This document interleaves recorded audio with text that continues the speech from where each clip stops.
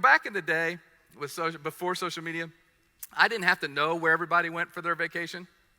I didn't have to see their pictures.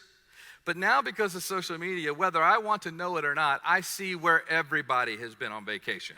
I get to see the tropical locations, or the famous picture of the shot of their feet looking out, and they're like, oh, this is what I have to look at today, but I guess it'll do, that kind of thing. And I watch it, and again, I don't want to come across as bitter, because I really wanted to do that this year too, but instead all I could do is take my wife to Lake Erie.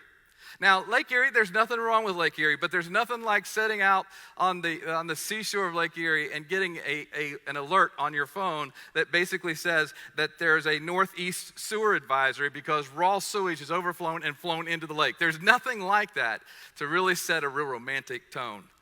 And then we scroll down and we see everybody else's kids seem to be cute, and even when they're sassy, they're cute. My kids, well, they look like they're possessed or something, Then I look and see that all of my friends seem to own a bike or a kayak or a canoe or some sort of gym or hiking boots, because that's why they look so good, and I don't have any of that kind of stuff. And don't even get me started with all my friends who are preachers in the ministry, because I look at them, and so I start seeing all this stuff, and I find myself thinking, whoa, man, am I suffering? Man, it is tough.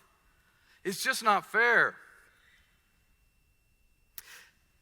Now, hopefully you've been able to see some of the sarcasm in that, because the reality is I'm not going to say that there aren't people who are suffering, and there's not people who at times have experienced a taste of suffering. But a lot of times what we feel is an inconvenience, or we're uncomfortable, or maybe we're just feeling sorry for ourselves. But the church we're going to look at today, that Jesus wrote his letter to in the church of Smyrna, well, this is a church that wasn't imagining suffering.